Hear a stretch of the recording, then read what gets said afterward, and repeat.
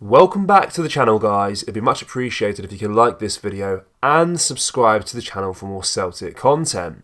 Celtic have played 7 matches since the last international break in October. It's fair to say it's been a period of ups and downs.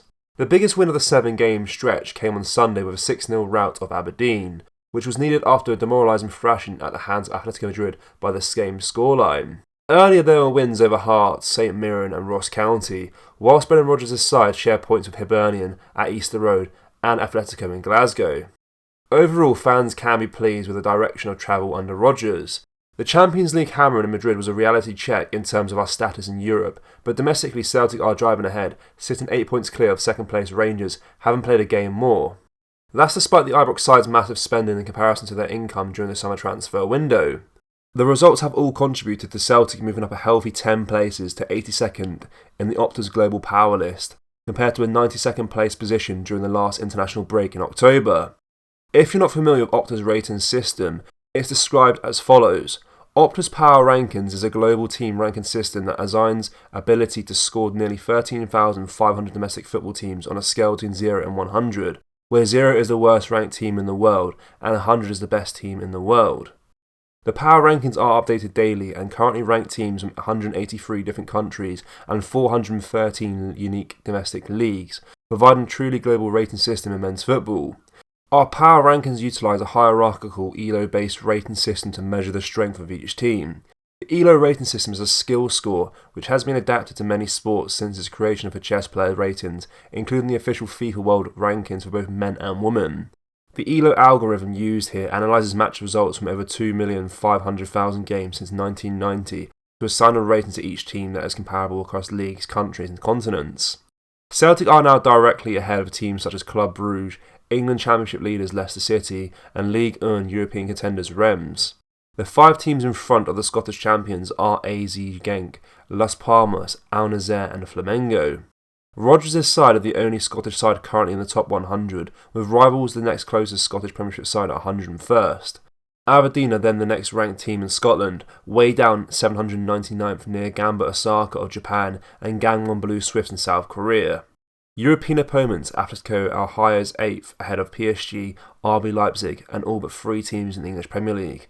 Lazio sit in 30th and Feyenoord are 33rd, highlighting how difficult our group has been. When club football resumes, Celtic have a massive 11 matches before the mid-season winter break. It will be a defining period.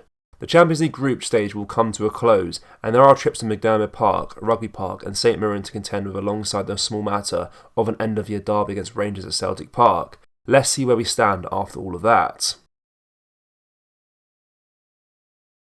Brendan Rodgers says he's really excited about his future with Celtic, as some high-profile columnists try to paint the boys as a club in crisis. Hugh Cavins devoted his Sunday Mail column to a doomsday Celtic scenario that theoretically sees the reigning champions have a nightmare December and Rodgers checking out on an exit route from the boys. In fact, the veteran journalist said he would be astonished if the Celtic boss is still in charge of the club next season, declaring that he'd be sold a dubious package on returning to Scotland. It's an especially odd rant considering all Rodgers wants to do right now is talk about a future with the boys. Brendan Rodgers is loving his return to Celtic.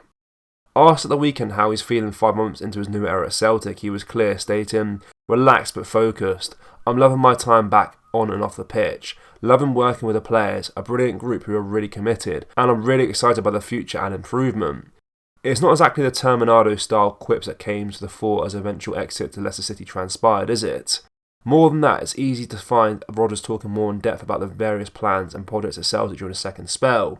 He's talking about youth players, the long-term development of summer signings, and the plans that are being put in place for January and beyond. On the winter window specifically, he's eager to address the upcoming situation that will see some of Celtic's Asian contingent head off to take part in the Asian Cup. And Rodgers doesn't sound like a man planning for the short term. He said, "A lot of thought has gone into this for us. The thing for us is not a surprise. We knew it was there, and we spoke about it in the summer leading into the window. We know what our ideas are for that. We have it in hand. The first look is never outside, it must be from within. You never know, you might have a £15 or £20 million player in your academy. There is talent here, but it is when is it going to be ready? I have to find that out.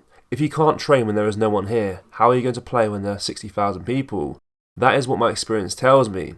But if there is a player here, I'm pretty sure I'll see him, and if the answer is not to be found inside, then of course we look outside at loans or permanent deals." Rodgers has spoken plainly about his desire for added quality in the Celtic squad. He isn't hiding that, but he's also always been optimistic about the club addressing that over the coming windows. He'll get on with the job despite efforts to sow division and paint a narrative of the wheels falling off at Celtic. Yes, it's been difficult again in Europe. Yes, the summer window was sluggish, but it's very brave to be writing off Rodgers given his track record. In the end, it may not have just been brave, but foolish. Celtic fans, what are your thoughts on Brendan, and are you happy with how his second reign is going so far? Let me know down in the comment section below. That brings us to the end of today's video, guys. Make sure you drop a like on this video and subscribe to the channel for more Celtic content. Thank you, take care, bye bye.